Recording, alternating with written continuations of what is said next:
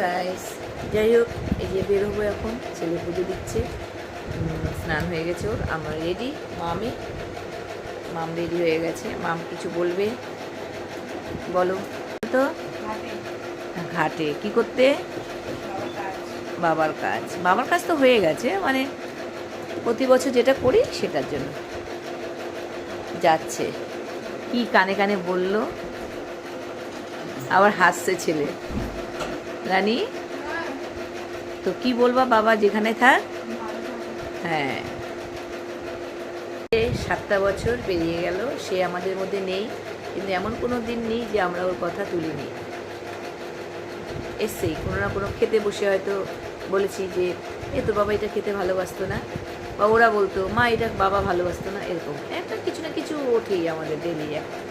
তো যাই হোক, যেখানে থাক, ভালো থাক।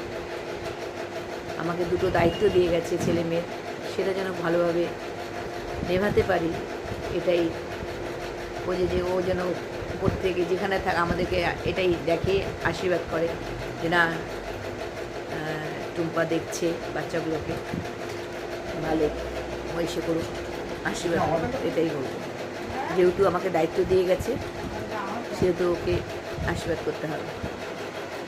তো এই হচ্ছে ব্যাপার। আর ছেলে রেডি হয়ে, ছেলে আজকে অফ নিয়েছে। আজকে এমন পড়েছে দিনটা, 25শে বৈশাখ আবার 9 তারিখ, দুটোই একসঙ্গে ঠিক পড়েছে, খালি বারটা পাইনি। বারটা শনিবার পড়েছে, ও যেদিন চলে যায় সেদিন বৃহস্পতিবার ছিল। তো এই আর কি, প্রতিবার যেটা করি আমরা মন্দিরে গিয়ে, আগে করতাম 5 বছর বাড়িতে কীর্তন করতাম, মানে নিজের বাড়িতে। কিন্তু কলকাতা আসার পর থেকে 2-3 বছর থেকে আমরা এখানে থেকেও আমি গেছিলাম, কীর্তন করেছিলাম। এই তো রিসেন্ট বাড়িতে পুজো দিয়ে এলাম, নারায়ণ পুজো। এটা করতে চেয়েছিলাম ওখানটাই, তো মেয়ের পড়াশোনার জন্য চলে আসতে হয়েছে।